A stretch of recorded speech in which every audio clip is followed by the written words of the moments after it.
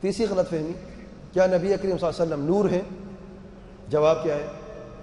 نہیں، متفقہ جواب ہے سب کا. کسی کو شک ہے؟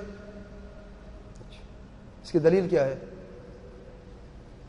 اللہ تعالیٰ فرماتے ہیں قل انما انا بشر مثلکم یوحى الی انما الہکم الہ واحد. میرے پیارے پیغمبر صلی اللہ علیہ وسلم کہہ دیں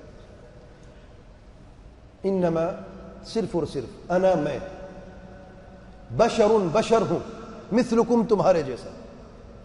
فرق کیا ہے؟ یوحى الی، مجھ پر وحی نازل ہوتی ہے، اور یہی برتری ہے اور اسی میں عظمت ہے اور بلند درجات ہے. انما الہکم الہ واحد، تمہارا معبود سچا معبود صرف ایک ہے، اللہ تعالیٰ ہے. بشریت کی دلیل کیا ہے؟ تو اس میں لفظ کون سے ہیں بشر کے؟ بعض نے کہا اچھا یار نور نہیں ہے تو پھر نوری بشر ہیں. اس کا جواب کیا؟ مثلکم، واضح ہے کہ نہیں؟ انما قل انما انا بشر مثلکم کیوں ہے؟ بشر کافی تھا، اس لیے کہ کسی شخص کے ذہن میں یہ بات کبھی نہ آئے کہ ہمارے جیسے بشر نہیں ہے، کوئی اور بشر ہے. تو اس لفظ کی کیا ضرورت ہے کہ تمہارے جیسا ہی بشر ہو. لیکن برتری کس چیز میں ہے؟ پھر فرق کیا ہمیں اور نبی میں؟ کیا فرق ہے؟ یوحى الی. ہر غلط فہمی کا جواب ہے کہ نہیں؟ جو بھی شیطان کا وسوسہ ہے، اس سے پہلے کہ وسوسہ شیطان ڈالے جواب پہلے سے موجود ہے. لیکن شیاطین الانس نہیں سمجھتے، وہ شیطان کے بھی سے بھی بڑے شیطان ہیں، نعوذ باللہ. اچھا دوسری دلیل دیکھ جو اس سے زیادہ واضح ہے. اللہ تعالیٰ فرماتے وَجَعَلُوا لَهُ مِنْ عِبَادِهِ جُزْءًا إِنَّ الْإِنسَانَ لَكَفُورٌ مُبِينٌ. وَجَعَلُوا لَهُ، اور بنا دیے اللہ تعالیٰ کے لیے، من عبادہ، اس کے بندوں میں سے، جزءاً حصہ.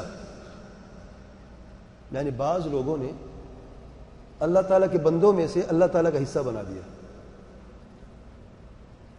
ان الانسان، بے شک انسان، لکفور مبین، کھلم کھلا کفر کرنے والا ہے. جو یہ تصور کرتا ہے کہ اللہ تعالیٰ کی مخلوقات میں سے کوئی بھی مخلوق اللہ تعالیٰ کا حصہ ہے، وہ کھلم کھلا کفر کرنے والا ہے. اسے بڑھ کر کوئی واضح دلیل ہے؟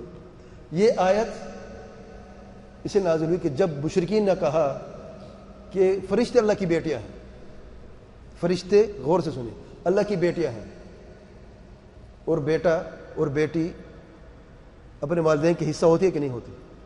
حصہ ہوتی ہے نا.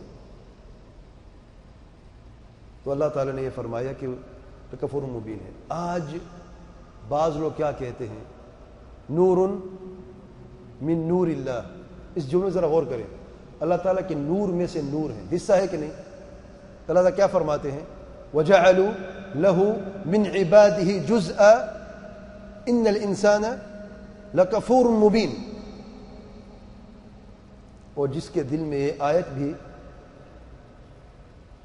کوئی فرق نہیں ڈالتی تو اس کے لیے ہم کچھ کیا کر سکتے ہیں؟ اس کے لیے ہم سوائے دعا کے کہ اللہ تعالیٰ ہم سب کو، حاضرین و سامعین کو، اور سب مسلمانوں کو ہدایت اور راہ راست پہ چلنے کی توفیق عطا فرمائے.